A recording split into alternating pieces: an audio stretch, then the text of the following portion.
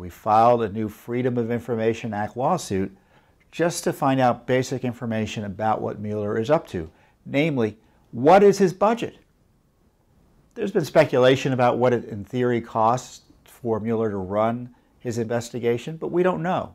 According to the Washington Post, he submitted a proposed budget, but we haven't seen it. The American people haven't seen it. Why is it secret? He's hired up at least 16 people, as best I can tell, prosecutors, which would make it one of the most massive Justice Department investigations I'm aware of. Typically, you only have a handful of prosecutors at most to conduct even complex investigations and prosecutions. And on top of that, we don't know what his scope is. What is he doing? What has he been authorized to investigate? So we asked those questions of the Justice Department, and they ignored us. And when it comes to Judicial Watch, if you're a government agency and we ask you reasonably for records and you ignore us, you do so at some risk for a lawsuit. And sure enough, Judicial Watch went to federal court to get access to these records.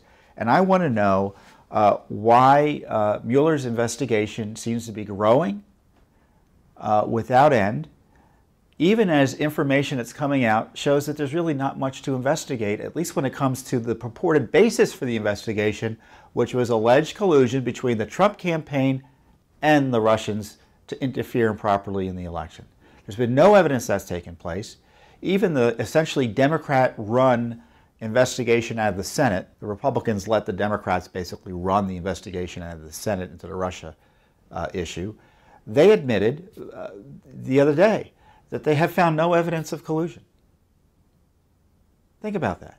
Months of testimony, thousands of documents, still no evidence of collusion, but we're going to get Trump no matter what crowd at the Senate is going to keep the investigation open. Now, we understand the politics of congressional investigations. They're usually useless or political or both. But why is a prosecution going along the same track without any check? And why isn't it being checked? Mr. Rosenstein is the #2 official at the Justice Department. Congress should call him in, ask him about these budget issues, ask him about these constitutional questions, and he should be asked about the conduct of the investigation in terms of these pre-dawn raids on some rich white guy in Virginia. I mean, that's in essence what went on there. Come on. Who are they trying to make an example of? Now, on top of that, you've got, as I said, the constitutional issues. And why is it that Rosenstein is not being held to account? Rosenstein is the official responsible, not Sessions. We may be upset about what Sessions has done in terms of recusal, but Rosenstein is a responsible official. And so this has got to be checked. And again, Judicial Watch is proud to be able to do the work, to provide the oversight that the rest of Washington and the rest of Congress, and Congress isn't doing, and that no one else is doing.